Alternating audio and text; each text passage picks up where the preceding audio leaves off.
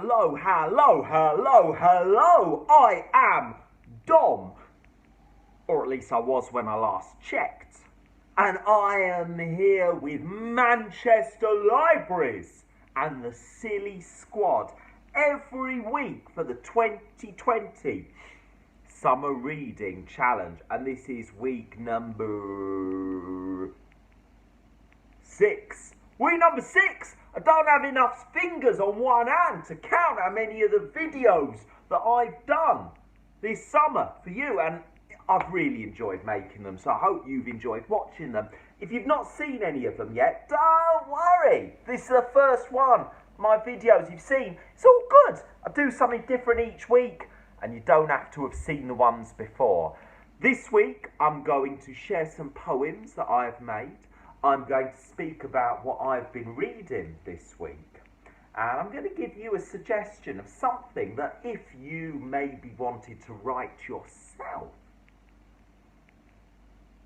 a starting point which you might wish to consider. The first story I wrote for younger people was this: The Dragon Who Hates Poetry. Now, if you have been watching these videos since week 1, you might remember the dragon in my homework and Dave the Dragon. I said them in the first of these videos, but today I'm going to dive in to speak about this character in the title poem of this book. It goes exactly like this. The dragon who hates poetry is feared in this land. This brutal beast won't back down until all poetry's banned. Every poet's bullied by his cruel and crazed command. Forget your rhyming game, says the fiend of fire and flame. There is no dragon scarier in any earthly place. His face looks like his bottom, and his bottom looks like his face. He'll sneeze out snot as big as rocks. You better clear some space. Splat! Tremble at my name, says the fiend of fire and flame. O dragon flame, his face and bum look the same. Poets curse the day he came.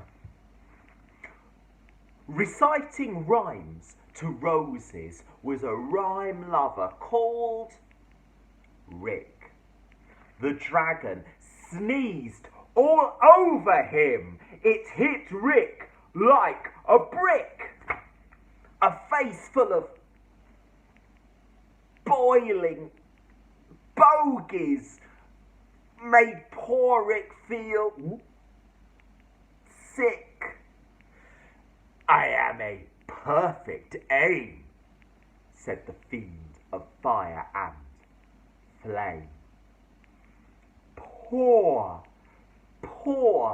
Rick stopped writing books.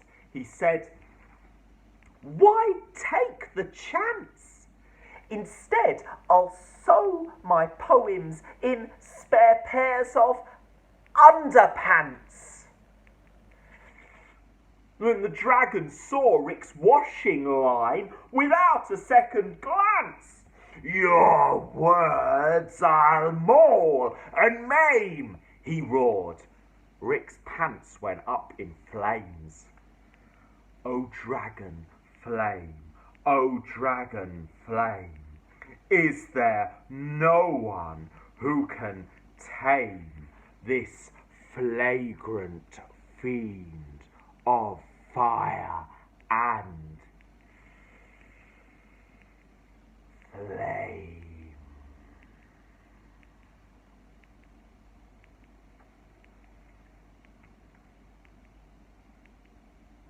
That's how the book begins. I'm going to share another little bit of the book in a moment. Let me first tell you what I have been reading this week. I have been reading, for the first time, a comic. Not just any comic though. This comic is from the 1960s. It is a comic book that is a lot older than me. And it's a superhero comic book. And some comic books are quite simple. That's okay. Other comic books, like this comic book, are quite detailed. And reading this comic book is not something you can do quickly. There are a lot of words and a detailed story. And the villains of this comic book, there are 6 of them, the Sinister Six. They have complicated reasons for getting into villainry. And it's very interesting, I think, to understand why a character might do something that is not something that we would ever do.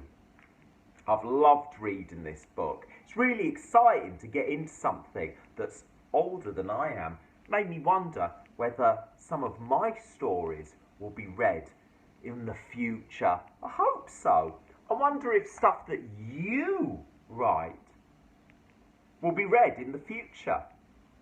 I hope so. That's a cool thing, isn't it? If something we make now lasts the test of time. Well, in my book, The Dragon Who Hates Poetry, I was very interested in what makes the dragon hate poetry. That was my motivation to explore, because I love poetry, don't I? Obviously, I'm a poet. But I wanted to create a character who didn't like poetry and explore the reasons why. Now, you're not going to find out the reasons why in this video. I'm going to do more of the story next week. But I just want to share a bit of this book where Rick, the fella who had his underpants on the washing line set fire to, where he encounters the dragon. And that bit of the book, when they meet each other, goes exactly like this. As Rick walks across the road, a dark shadow falls across the land. Something big is up above Rick's head. It's the dragon! Ah, Mr. Dragon, please don't eat me! Please don't eat me! The dragon gazes at Rick with eyes like huge beach balls. What are you doing, you horrible human? Are you writing any Are you writing any poems? No, says rhyming Rick. I'm not doing any harm, just walking down the street.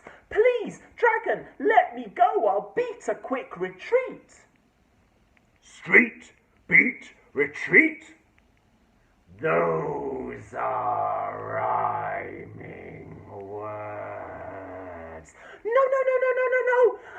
I don't want to upset you. I think you are sweet.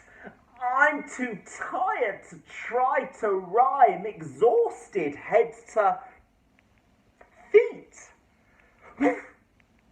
Street, beat, retreat, sweet feet.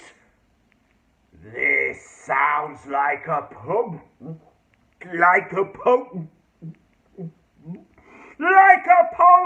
Roar! The dragon roars and spits a golden sheet of flame into the air. No, please be kind. Don't mistreat me. I'll go now. I'll go discreetly. sweetly, I'll go quietly, I'll go neatly. Please just promise that you won't eat me.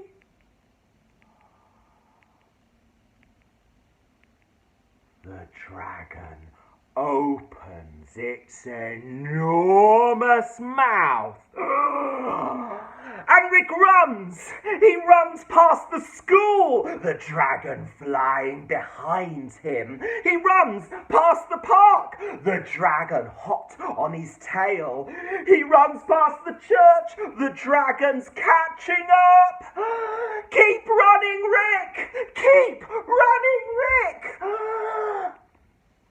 That's where I'm going to finish the video this week. If you want to find out what happens, you'll have to watch next week.